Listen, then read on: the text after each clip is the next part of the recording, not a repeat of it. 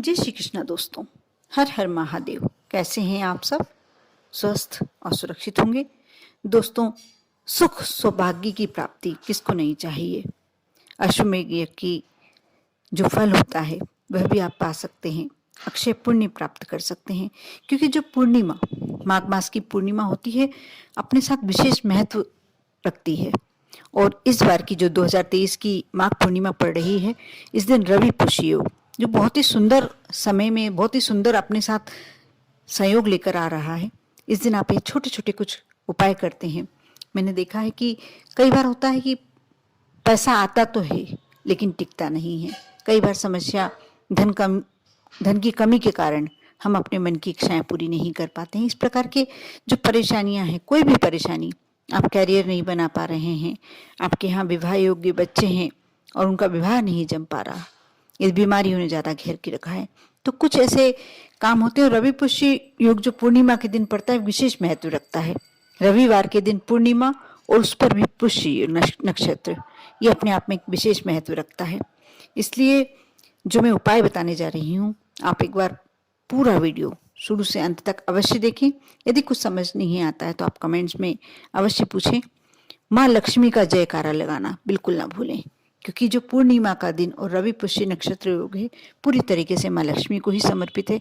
जिनको धन की कमी है, जो धन की कमी से परेशान है, उन लोगों के लिए तो ये विशेष बहुत ही सुंदर योग लेकर आ रहा है। आप पूरे जो भी उपाय आप कर सकते हैं अवश्य करें। बहुत छोटे छोटे उपाय होते हैं जिन्हें करके आप अपने जीवन को बहुत ही सहज बना सकते हैं। अच्छा लगे तो लाइक अवश्य करें, और जिनने अभी तक मेरे चैनल को सब्सक्राइब नहीं किया, मेरी आवाज़ पहली बार सुन रहे हैं, तो अवश्य सब्सक्राइब कर लें।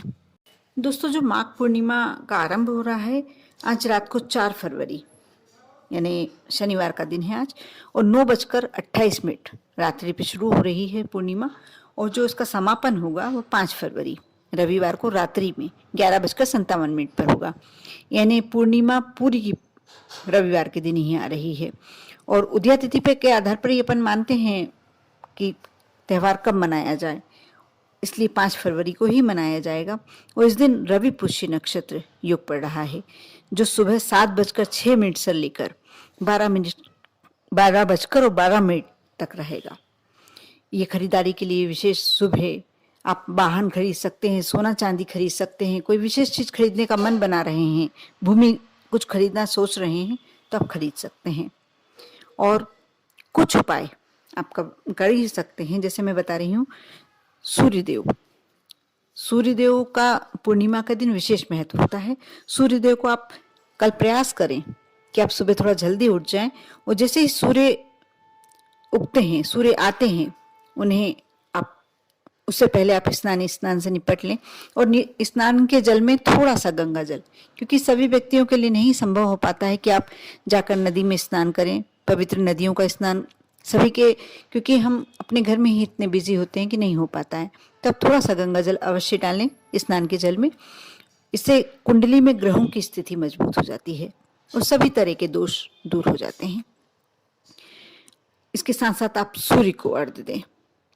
आप आदित्य स्त्रोत, हृदय स्त्रोत जो होता है, उसका पाठ अवश्य करें।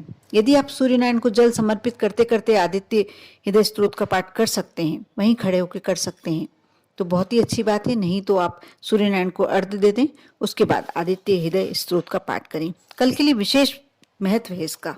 कोई समस्या है तो पहली बात तो जो सूर्यनारायण को अर्घ्य देता है, जल समर्पित करता है, उसका एक अपने आप में बातों में वजन होता है।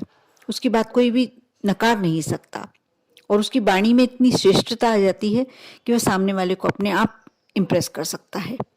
इसलिए हमेशा सूर्यनारायण को तो अर्घ्य देना ही चाहिए। लेकिन कल रविवार का दिन भी है, जो सूर्यनारायण का दिन भी होता है, और रवि पुष्य नक्षत्र योग है, साथ में पूर्णिमा है, तो आप समय से, यानी आप कम से कम प्रयास करें कि 7 से 8 बजे के बीच में सूर्यनारायण को अर्घ्य दे दें।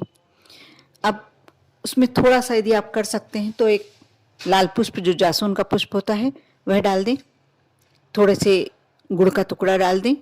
यदि रोली डाल सकते हैं तो रोली डाल दें, और काली तिल, आप ये सब चीज़ें जल में मिलाकर सूर्यनारायण को अर्घ्य देते हैं। और घी का दीपक प्रज्वलित करते हैं। जब अर्घ देने के बाद आप घी का दीपक प्रज्वलित कर लें और वहीं खड़े होकर आदित्य हृदय स्तोत्र का पाठ कर लें। जीवन में कैसी भी समस्याएं हैं, आपके बहुत जल्दी उन समस्याओं से आपको मुक्ति मिल जाएगी। इससे सुख समृद्धि आपके जीवन में प्राप्त होगी, ऐश्वर्य की प्राप्ति होगी। इसके साथ साथ यदि कोई काम बहुत समय से, लंबे समय से अटका पड़ा हुआ हो और काफ़ी कोशिशों के बाद भी आप उसमें सफलता नहीं पा रहे हो, तो मंदिर, यदि आप चाहें तो घर के मंदिर में भी कर सकते हैं और चाहें तो आप मंदिर जाकर भी कार्य कर सकते हैं।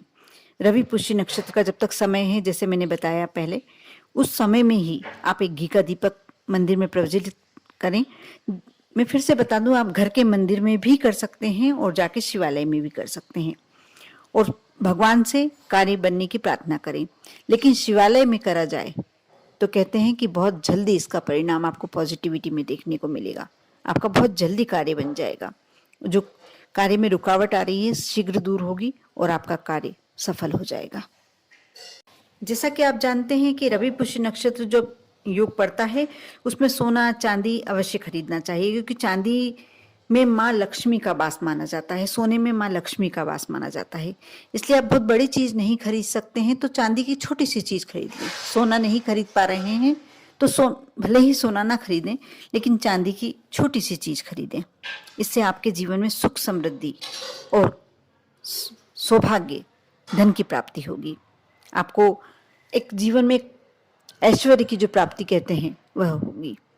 यदि आप दान करना चाहते हैं तो गरीबों को, जरूरतमंदों को गुड़, गेहूं, चावल या सफेद वस्त्र, यदि बहुत इतनी ये चीजें नहीं दान कर पा रहे हैं तो दूध, आप दूध का दान भी करते हैं तो ये भी बहुत श्रेष्ठ दान कहलाता है।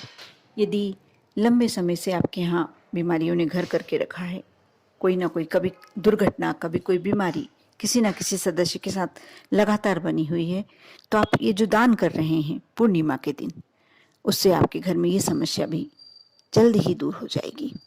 बहुत विश्वास के साथ और बहुत श्रद्धा के साथ आप ये उपाय अवश्य करें। मैंने प्रयास किया है कि आपकी कोई भी समस्या आपके जीवन में ना रहे। ये छोटे छोटे उपाय करके आप अपने आप को बहुत ही जल्दी समस्याओं से मुक्त करें। आप भी विश्वास करके कार्य करें और अपने आप को सहज और सरल बनाएं। आप पर और आपके पूरे परिवार पर भोलेनाथ की कृपा हमेशा बनी रहे। ओम नमः शिवाय।